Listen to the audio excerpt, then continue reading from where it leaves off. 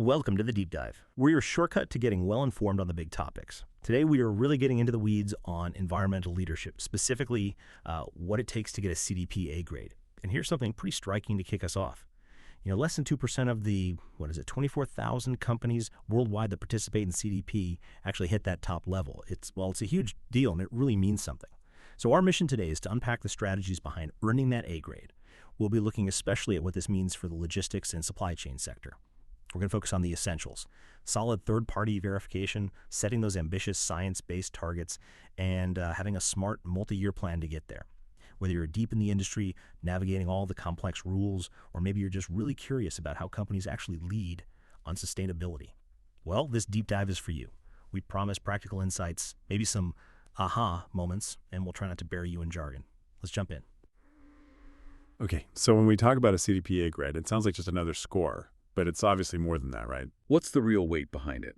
This sort of badge of leadership. Oh, it's absolutely way more than just a score. An A grade is, it's a powerful statement. Think about it. In 2024, only the 346 companies globally actually made that A list. That's out of, like you said, 24,000 participants. So the key thing here is that getting an A shows a really deep commitment, and serious action on climate change. And that translates into a whole host of real benefits. It's not just ticking a box. Okay, so tangible benefits. Let's talk about those. What about the financial side? Yeah, financially, it's quite compelling. Getting that recognition can actually boost investment attraction by around 35%. That's significant. It opens doors much wider for getting into major ESG funds. And companies often get better rates on green financing. We're talking typically 0.5% to maybe 1 percentage point lower interest rates. And all of that together, it definitely adds up to a premium in how the company is valued. Right, so real money, not just reputation. And on the business operations side, how does it play out there? Absolutely. For the business itself, an A grade can push you into preferred supplier status with big global customers. That means potentially significant new business. Plus, it gives your brand image a major lift, which in turn makes you way more competitive when you're trying to hire the best people. Top talent wants to be associated with leaders in sustainability. Makes sense. And then internally, you see operational benefits too. Companies often report saving, on average, maybe 15 to 20% on energy costs. Wow. Yeah, and that leads straight to better operational efficiency.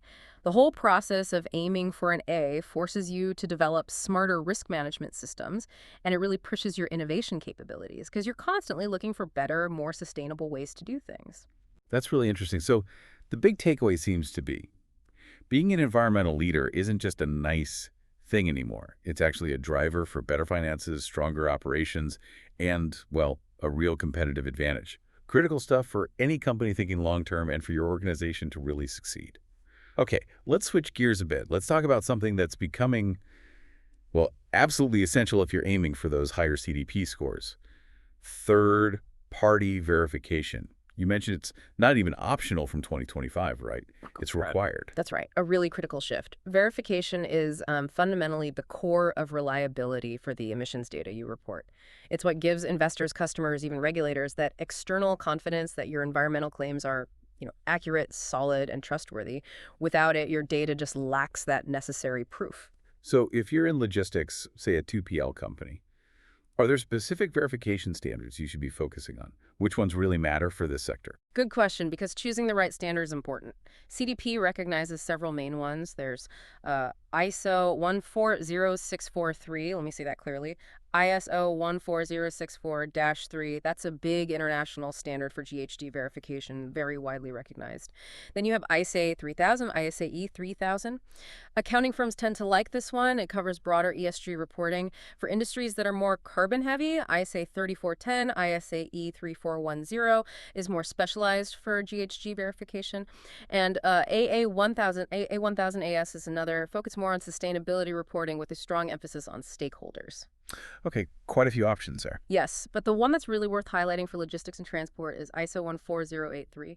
This standard is specifically designed for measuring carbon emissions in the logistics and transport world. So it's highly recommended for logistics companies, 2PLs, because it really gets into the specific complexities of their operations. Ah, okay. Having a specialized standard like ISO 14083 sounds incredibly useful. Could you quickly walk us through what the verification process generally looks like? It sounds like it might be quite involved.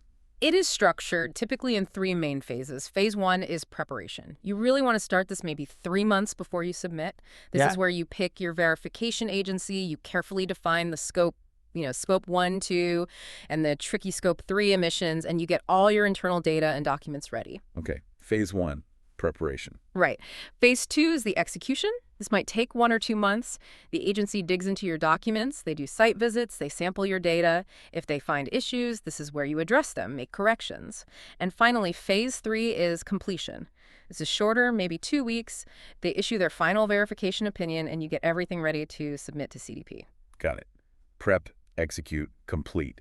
And are there different sort of levels of checking? Like, does the intensity depend on whether you're aiming for a B or an A? Yes, exactly. There are 2 main levels of assurance. There's limited assurance. This usually costs a bit less, takes maybe 3 to 4 weeks. It gives you a moderate level of confidence, often good enough if you're targeting, say, a B grade. Okay. But if you're really aiming for that A grade, then reasonable assurance is what's recommended. It's a bigger investment, takes longer, maybe 6 to 8 weeks, but it provides a much higher level of confidence that your data is accurate and complete. So yeah, the insight is really higher ambition means deeper checks and more investment for real credibility. That makes sense. So understanding these standards, like the logistics-specific ISO 140A3 and the different assurance levels, it's all about building that credible foundation for your sustainability claims, choosing what fits your company's goals. All right, let's move on to something else that seems absolutely critical for getting an A grade. Science-based targets, or SBTs. This feels like where things get really serious about alignment with global goals. Precisely. The absolute key insight here is that targets approved by the Science-Based Targets Initiative, that's SBTI, these are the ones that get the highest scores in the CDP evaluation.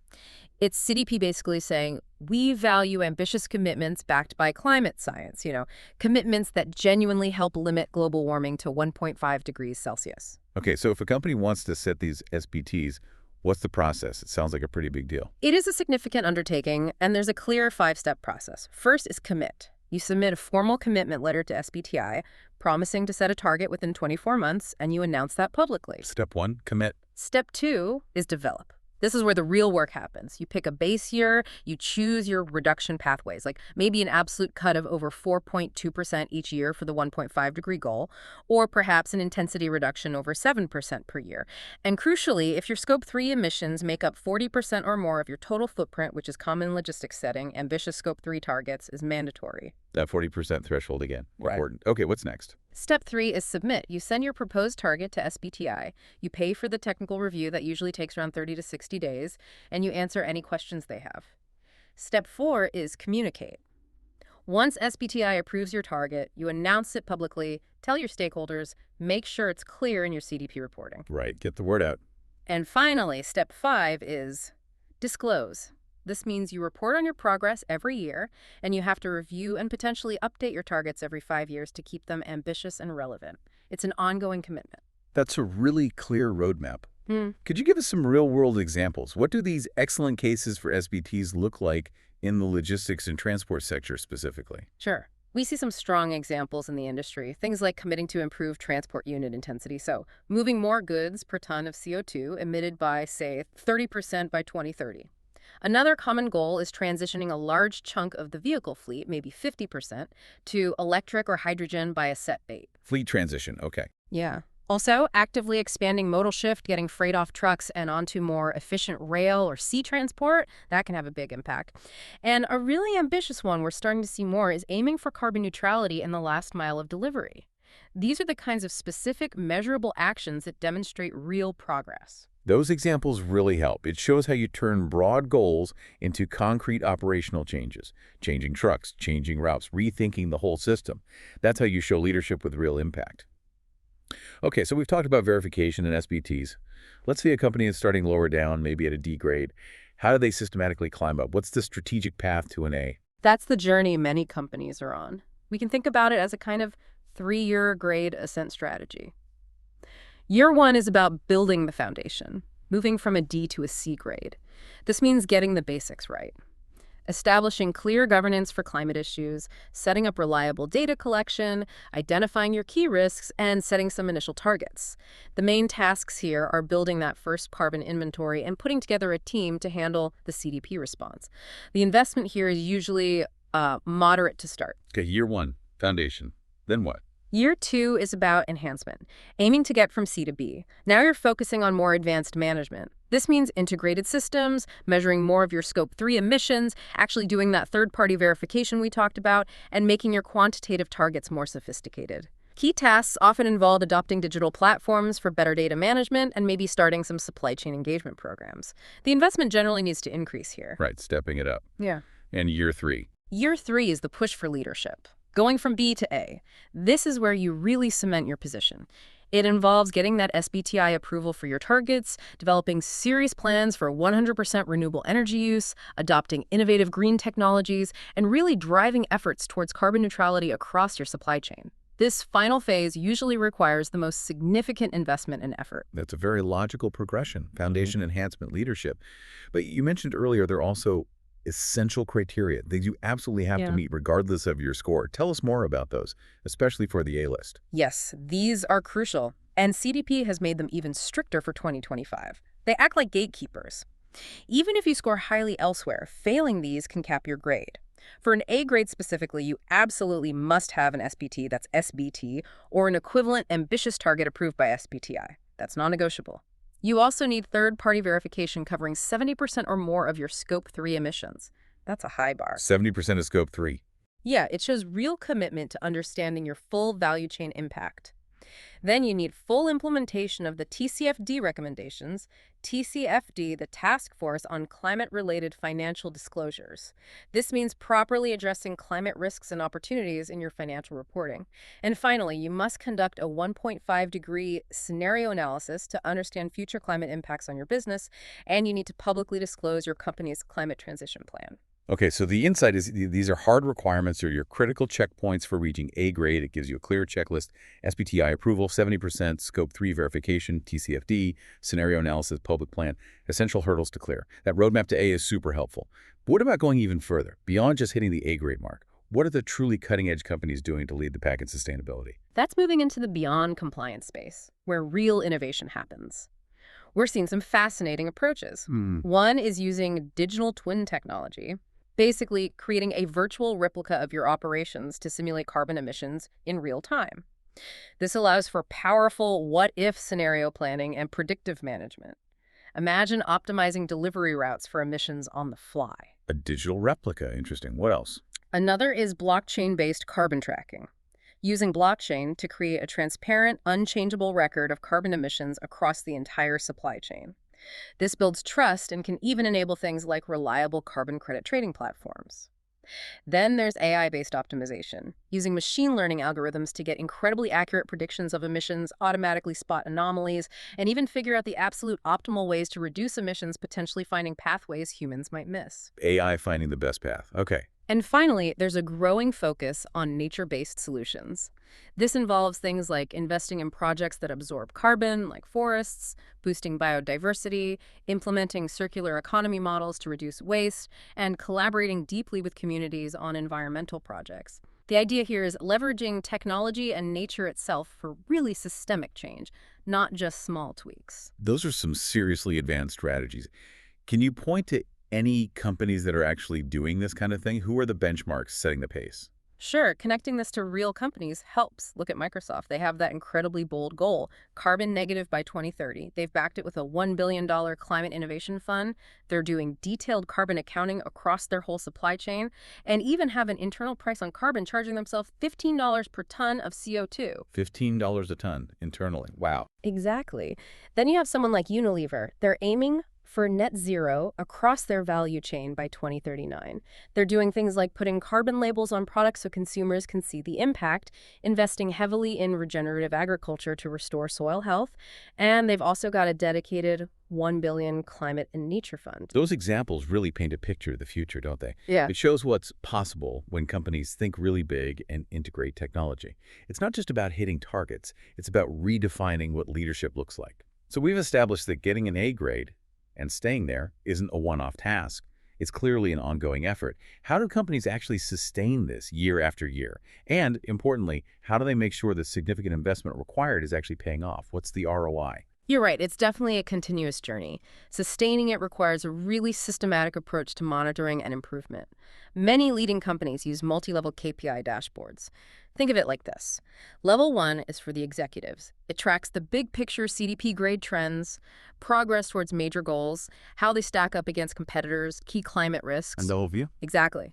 Then level 2 is for the practitioners, the managers doing the work. This dashboard goes deeper, tracking emission trends by scope, scope 1, 2, 3, checking data quality, monitoring progress on specific reduction projects, making sure they're ready for verification. And level 3 is the operational dashboard. This is often real-time data, daily energy use, instant emission monitoring from specific sites or vehicles, alerts for anomalies, identifying immediate opportunities for improvement right on the ground. Okay, that tiered dashboard approach makes a lot of sense for keeping track. But let's talk frankly about the investment. Pursuing an A grade costs real money, people, tech consultants. How do companies justify that and ensure they get value back? That's the crucial question for any business case, maximizing the return on that investment. One useful tool is an investment priority matrix. It helps companies decide where to put their resources first.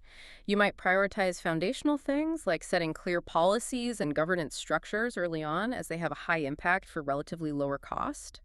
Then things like investing in digital data systems or getting high-level third-party verification might be seen as strategic investments needed for the next stage, even if they cost more. So prioritizing spending smartly. Precisely. And the key insight is understanding that the investment really does scale with your ambition level. We often see companies use phased investment plans, maybe for getting from D to C, the total investment is, say, 50 or 100 million KRW, adjust currency amount contextually if needed, or keep generic like a moderate amount, needing 200 internal people and some basic external help.